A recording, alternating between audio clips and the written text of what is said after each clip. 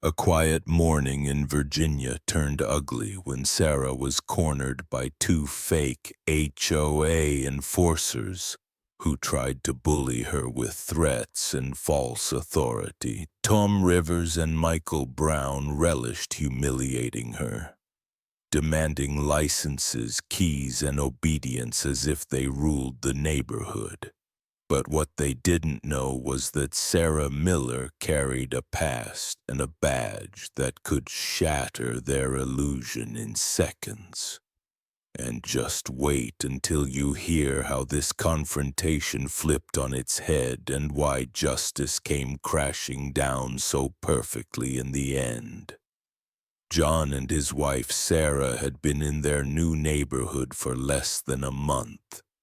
They had chosen this quiet Virginia suburb for its leafy streets, well-kept lawns, and the promise of a fresh start. Everything about the place seemed designed for peace of mind. Children rode their bikes freely, neighbors waved politely during evening walks, and the general rhythm of life felt slower, almost insulated from the stress of the outside world. For John and Sarah, it seemed like the perfect spot to settle down after years of moving from place to place. That particular morning unfolded like any other. The sunlight filtered gently through the blinds. The sound of sprinklers hissed faintly in the background, and Sarah stepped outside with a mug of coffee balanced carefully in her hand. She had planned to make a quick trip into town before starting her day. John was still inside, finishing some unpacking. So it was just her, the car parked at the curb, and the comforting sense that the neighborhood was as quiet as ever. But the moment she reached the driveway, something unusual broke the stillness. Two men appeared from the corner of the street, striding toward her with deliberate steps. At first glance, they looked official, both dressed in dark uniforms with shiny badges sewn onto their sleeves. Across the front of their shirts were words that instantly caught Sarah's eye. HOA Security Enforcement. She frowned, puzzled. Homeowners associations usually had rules, newsletters, maybe even a board that liked to send reminders about landscaping. But uniforms, badges, that was something she had never encountered before. The two men stopped directly in front of her car, effectively blocking her path. Their movements were synchronized, practiced, as if they wanted to send the message that they were in charge here. "Ma'am, good morning," one of them began, his voice firm and clipped, the kind of tone someone uses when they want to establish authority right away. "We're with the Homeowners Association Inspection Unit. We need to speak to you about a violation." The words caught Sarah off guard. A violation. She hadn't even been in the neighborhood long enough to learn all the rules. She raised an eyebrow, waiting for clarification. But before she could respond, the second man chimed in, pulling a small notepad from his pocket and flipping it open with exaggerated precision. "This vehicle," he said, pointing directly at her car, "is in breach of community guidelines. Parking on the curb like this is against regulation. We're going to need some information from you." Sarah blinked, her grip tightening slightly on her coffee mug. She wanted to laugh at the absurdity of the situation. But the men's serious demeanor made it clear they weren't joking. Their uniforms might have been cheaply made, and their badges looked like something ordered online, but their body language carried the unmistakable weight of intimidation. For a moment, Sarah simply froze. A wave of disbelief washed over her as she tried to process what was happening. They weren't police officers, they weren't city officials. They were just two strangers claiming authority under the banner of a neighborhood association. Since when did a simple HOA have the power to send security enforcement in matching uniforms to confront residents at their own cars? The taller of the two stepped closer, narrowing the distance between them. "We'll need to verify your residency and take down some details," he said, his tone leaving no room for discussion. Sarah's heart gave a small, startled jump. Not from fear exactly, but from the sheer audacity of the encounter. She had lived in plenty of places with HOAs before. Usually the worst she had to deal with were notes slipped under the door about grass length or recycling bins. But this, two men in uniforms acting like law enforcers over something as minor as curbside parking, was on another level entirely. Her mind raced through possibilities. Were they even legitimate? If they were, how far could they really push this? If not, then what exactly was their game? The absurdity of the situation pressed in on her. But at the same time, so did the pressure of their presence. Both men were watching her closely, waiting for a reaction. The silence stretched for a beat too long, and Sarah realized her voice had caught in her throat. She wasn't easily intimidated, yet the shock of such blatant performance of authority in a suburban setting left her momentarily speechless. In that instant, one thought echoed sharply in her mind. This can't be real. Since when does a homeowners association have its own cops? The exchange that should have been quick and civil stretched into something painfully drawn out. What began as a simple statement about parking violations spiraled into a lecture, and then into outright condescension. It didn't take long for Sarah to see that these men weren't just trying to enforce rules. They were savoring the chance to assert dominance. The taller man, who soon introduced himself as Tom Rivers, carried himself with an air of smug superiority. He wasn't shouting, but his tone dripped with disdain, the way someone speaks when they've already decided you are beneath them. "You understand, don't you?" he said, tilting his head slightly, his voice calm but edged with accusation. "When you leave a car like this, it sends a message. It disrupts the appearance of the neighborhood. It undermines the sense of order we work so hard to preserve." The word struck Sarah as surreal. Undermining the neighborhood? He spoke as if her car were an act of rebellion. Not just a vehicle parked temporarily at the curb. The exaggeration was so absurd it almost would have been funny, if not for the sharpness in his eyes and the way he leaned forward as though expecting her to cower. Next to him, the second man, Michael Brown, played a different role.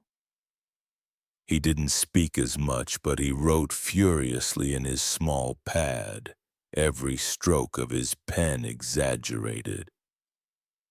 He made sure Sarah saw it, glancing up occasionally with a thin smile, the kind meant to unsettle. Fines are standard in cases like this, Michael muttered after a while, his voice carrying just enough to sound official. Repeat violations can lead to more serious consequences. Legal proceedings even. The phrase hung in the air, heavy with implication. Sarah knew immediately that it was nonsense. HOAs could issue warnings, maybe letters, sometimes fines, but legal proceedings over curbside parking? That was intimidation theater, pure and simple. Her mind flashed back to other neighborhoods she had lived in. Annoying memos, neighborly disputes, maybe an email about trash bins. That was the extent of it. These two, however, had elevated their roles into something grotesque, painting themselves as guardians of order, while in reality they were just neighbors playing dress-up. And that was what made the encounter so infuriating. It wasn't just that they were wrong, it was that they enjoyed being wrong. Tom's eyes gleamed each time Sarah hesitated before answering, as if he fed on the slight pause. Michael's pen scratched harder when she tried to explain, as though he delighted in recording her words, framing them like evidence for some imaginary court. Sarah's jaw tightened. She was no stranger to people using authority as a weapon, but usually it came from individuals who actually had some power to wield. These men had none. Their authority was a mask stitched from fabric, fake badges, and empty threats. And yet, they carried themselves as if the entire neighborhood depended on their judgment. To the casual observer, it might have looked like a routine conversation. Two men in uniform calmly explaining rules, but for Sarah, every second revealed the deeper truth. They weren't here to help anyone. They weren't protecting the neighborhood. They were feeding their egos, enjoying the discomfort they caused. That realization made something inside her bristle. She could feel the atmosphere shift from mere surprise to something heavier, darker. The politeness of suburbia had peeled away, leaving behind the raw arrogance of two men intoxicated by the illusion of control. Tom crossed his arms, his lips curling into something close to a sneer. "You're new here," he said. "We expect residents to adapt quickly. This community thrives on order, and when people choose to ignore that, it reflects poorly on all of us. Do you want to be the neighbor who sets the wrong example?" The phrasing was clever in its cruelty. He wasn't simply talking about a car anymore. He was branding her as an outsider, a threat to harmony, someone the community might judge. It wasn't about the rule, it was about power, about making her feel smaller with every word. Meanwhile, Michael tapped his pen against the pad, the soft rhythm carrying a subtle menace. He finally looked up and gave her a thin, pointed smile. "Of course, if you cooperate now, we can make sure this doesn't escalate further." Sarah could feel the knot forming in her stomach. not from fear but from disgust. It was the way predators test boundaries, pushing to see how far they can go before someone resists. These weren't protectors of community values. They were opportunists who had found a stage and were determined to play their parts to the fullest. In that moment, it became impossible not to despise them. The uniforms, the tone, the scribbled notes, it was all performance. A performance built on the hope that intimidation would break her composure. But instead of fear, it stirred something else in Sarah. And for anyone watching, the reaction was inevitable. Growing, simmering hatred for two self-appointed enforcers who humiliated a woman just to inflate their own sense of power. The situation, which had already drifted far beyond reason, suddenly crossed into something intolerable. Tom's voice sharpened, no longer carrying the pretense of polite explanation. He jabbed his finger toward Sarah's car and spoke with the certainty of someone who thought his words alone could decide the outcome. "Hand over your driver's license and your keys," he said flatly. "If you don't comply, we'll have this vehicle towed." The demand struck Sarah like a bolt. For a moment she simply stared at him, trying to process the sheer boldness of the command. A homeowners association board could send letters, issue fines, maybe even threaten to involve the city if rules were ignored, but to demand personal identification and property. That was something entirely different, something outrageous. Her pulse quickened. The warmth of the morning sun seemed to intensify, pressing down on her shoulders as if amplifying the heat building within. She could feel the familiar tightness in her chest, the slow rise of energy that years of training had taught her to recognize as the first wave of anger. Not the kind that erupts uncontrollably, but the focused kind, the kind that builds until it sharpens into something dangerous if left unchecked. Tom's eyes locked on hers, waiting for submission. Michael stood slightly behind, scribbling with renewed vigor in his pad, as if the act of writing down her supposed non-compliance would give their charade legitimacy. His smirk had returned, faint but visible, feeding on Tom's escalating demands. Sarah's grip tightened around her coffee mug until her knuckles whitened. Her mind raced, but not with panic. Instead, it was calculation. An instinct honed over years of service, when every hostile encounter had to be measured, weighed, and controlled. They had no right, they had no authority, yet here they were attempting to strip her of dignity, acting as though her only option was obedience. Her jaw set, and behind her calm exterior, the storm inside intensified. She wasn't just John's wife standing by her car in a quiet Virginia neighborhood. She wasn't just the new resident still unpacking boxes. She was Sarah Miller, a woman whose past carried experiences these two could never comprehend. Memories surfaced like quick flashes. Tense negotiations in faraway places, encounters where one wrong word could shatter delicate balance.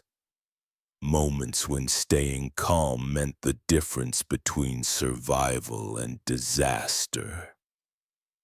Those years had etched discipline into her bones, had trained her to hold her composure even when anger threatened to spill over. But this moment felt different. This wasn't a mission abroad or a staged operation. This was her home, her street, and these two, fueled by nothing more than arrogance, were trying to strip her of the very freedom she had spent years protecting.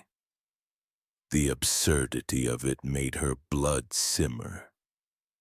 They weren't guardians of safety.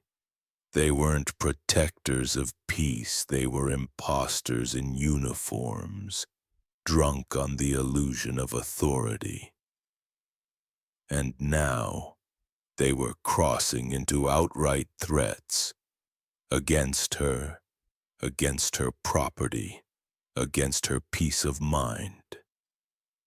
Michael finally looked up from his notes, his expression shifting into mock patience. "Refusal to cooperate," he said smoothly, "will only make things worse for you. If we call the tow company, you'll be paying more than a fine." The words, calculated and cold, were meant to corner her. Sarah could feel the invisible walls they tried to build around her. Comply or suffer the consequences. It was the same tactic bullies had used for centuries. Dressed up here in the language of neighborhood rules inside, her anger crystallized into something sharp, almost metallic. She could feel it pressing against the edges of her restraint. Years of discipline urged her not to react too quickly, to stay measured, to let the moment reveal its weakness, but every fiber of her being recoiled at the insult, the way they dismissed her autonomy, the way they assumed she was powerless, the way they dared to treat her as if she were already guilty.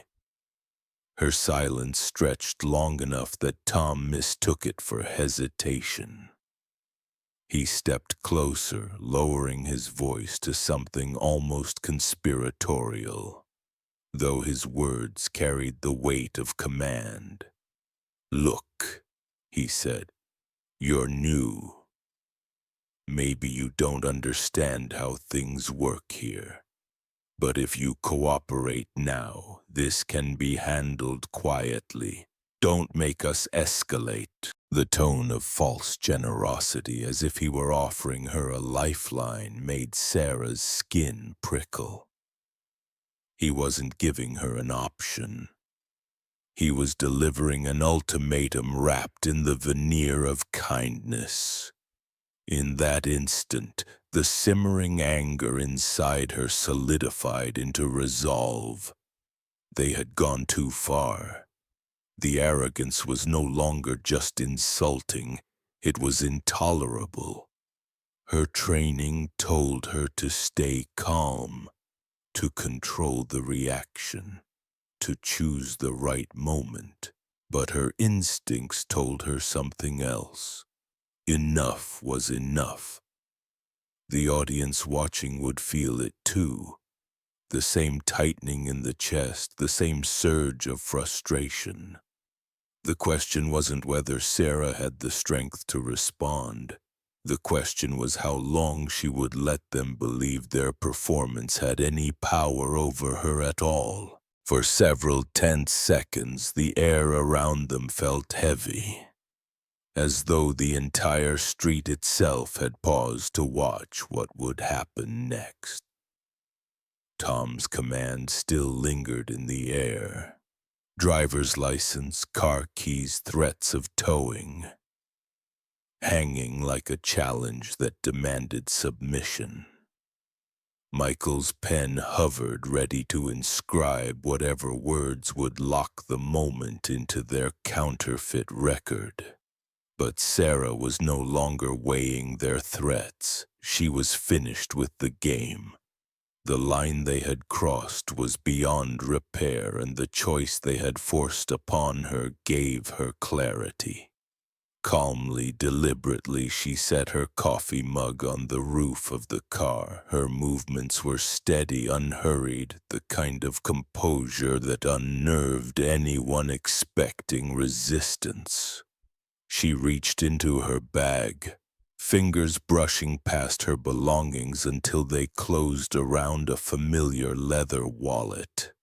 With the same unshakable poise that had carried her through situations far more dangerous than this suburban charade, Sarah drew it out and flipped it open. The glint of an official badge caught the sunlight, its embossed U.S. seal undeniable. Her voice followed, smooth, precise, and utterly controlled. Central Intelligence Agency. Agent Sarah Miller. The effect was immediate, almost theatrical. Tom's posture collapsed as if an invisible cord had been cut. His face drained of color, his earlier bravado evaporating in an instant. The self-assured tilt of his head disappeared, replaced by the uncertain twitch of someone who realizes he has misjudged the situation catastrophically. Michael, still clutching his notepad, blinked hard as though he hadn't heard correctly. Then in one swift motion he snapped the pad shut and shoved it against his side, trying to make it vanish. His earlier smirk was gone, replaced by a nervous tightness around his mouth. Sarah let the silence stretch, her badge still visible, her eyes steady on them both. She didn't raise her voice, she didn't need to. "You just tried impersonating law enforcement officers," she said evenly, each word measured and cutting. "Would you like me to make one phone call and end your little act with real arrests?" The statement landed like a hammer. No shouting, no threats beyond the calm promise of truth. And that truth was enough to strip away whatever flimsy authority they had been clinging to. The silence that followed was suffocating. Neither man seemed to know what to do. Tom opened his mouth, closed it again, then finally managed to stammer. This is a misunderstanding." His words trailed off into nothing, drowned by the weight of his own fear. Michael shifted uncomfortably, his eyes darting toward the badge, then back to Sarah's expressionless face. He gave a small, awkward cough before blurting, "We didn't mean any trouble. Just routine check." The words came out disjointed, desperate, a complete reversal from the calculated menace he had used only minutes before. Sarah said nothing. She let the silence speak for her, let them squirm in it. That was the true justice, forcing them to confront their own humiliation without granting them the relief of an argument. The two men exchanged panicked glances as though silently debating whether to retreat or try to salvage what was left of their authority. But there was nothing left to salvage. The illusion had shattered. They were no longer inspectors, no longer self-styled enforcers of neighborhood order. They were just two men in cheap uniforms who had picked the wrong person to intimidate. Finally, Tom muttered something unintelligible and took a small step backward. Michael followed, almost tripping as he turned. Their departure wasn't dignified, it was clumsy, rushed, the kind of exit that betrayed the desperation to flee before things got worse. Sarah watched them retreat down the street, their shoulders hunched, their confidence crumbling with each step. She exhaled slowly, the anger she had carried moments earlier dissolving into cool relief. Then, with a faint smirk tugging at the corner of her mouth, she slid into the driver's seat of her car. The badge slipped back into her wallet, the wallet back into her bag. Just like that, the storm was over. For anyone watching, the satisfaction was absolute. The arrogance of the impostors had been exposed in the harshest possible light. Their swagger turned to shame, their fake authority dismantled with a single reveal. The entire encounter, which had begun with shock and spiraled into anger, ended in the sweetest reversal. Justice flipped on its head. It wasn't loud, it wasn't violent, it didn't need to be. The quiet smirk as Sarah started her car was the final note, the perfect punctuation. And as she drove away, one truth was undeniable. They would think twice before ever trying something like that again. For the audience, the feeling was pure catharsis, cheering for Sarah's calm, devastating victory, and savoring the sight of two bullies retreating under the weight of their own humiliation.